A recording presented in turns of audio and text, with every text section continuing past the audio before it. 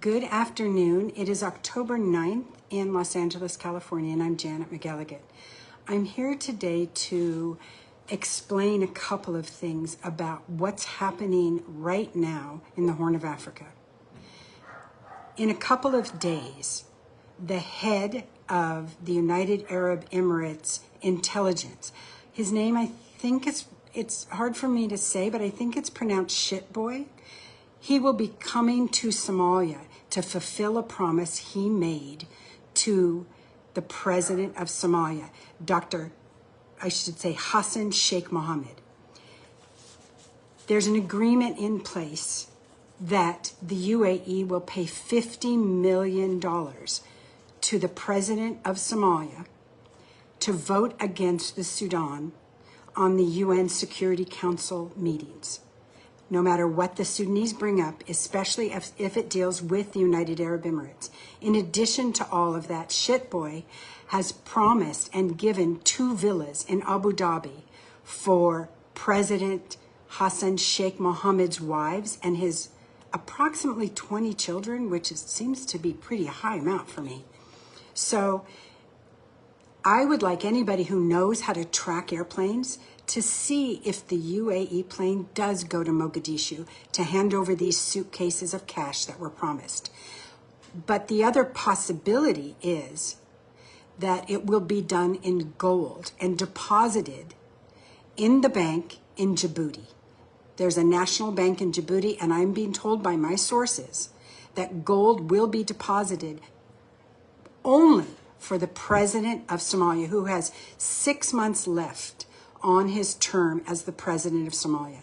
Now, this has angered the parliamentarians in Somalia because most of them were schooled when their country fell apart by the Sudanese. And there is a tremendous amount of anger that their country is sold out by this horrific president. So if indeed what I'm telling you is true, you will be able to track the planes of Shitboy going into Mogadishu and into Djibouti.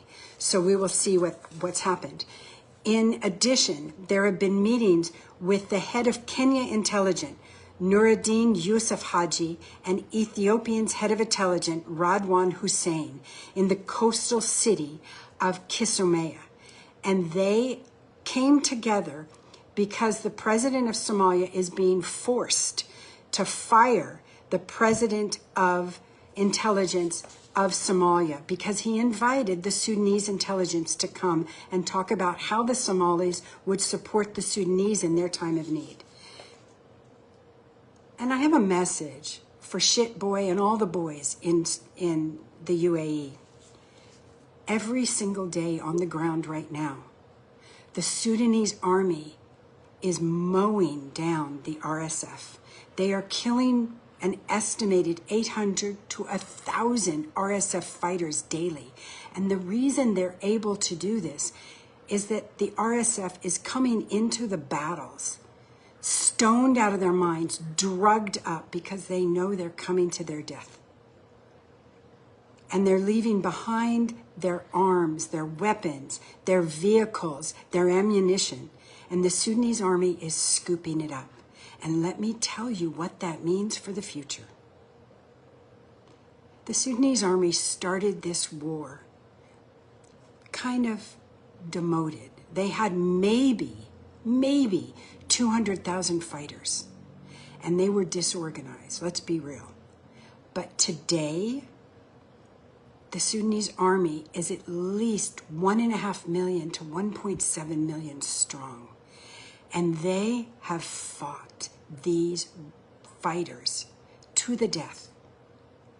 They have won. They have 2 years now of successes under their belt.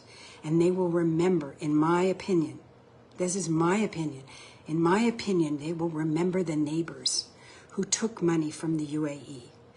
And they have a history now of winning. They know how to use the latest technology, the arms. They know who has been with them. And they know who has tried to poison them. And if the UAE wants a foothold in Africa, it's going to take a whole lot more than money, because I believe the Sudanese army will shut them down. And no matter how many times people want to send, I don't know, food, anything to the UAE, it's going to be more and more difficult, because I think the UAE may be expelled at the end of the day from Africa. It might not be overnight, but I do think it's going to happen. And for any delusional politician who believes that there will be a settlement with the RSF, ask a Sudanese citizen. They will tell you there is no room in the country of Sudan for these perpetrators of genocide, these murderers, these rapists, and vile, vile things that have been done in El Fasher to starve people, and in Niala to steal gold, to kill citizens. It is coming, and it is coming faster than you think, and so will the retribution. And this isn't my opinion only. Ask any Sudanese citizen. Africa's going to be a different place soon, because the Sudanese army is used to winning now. Thank you.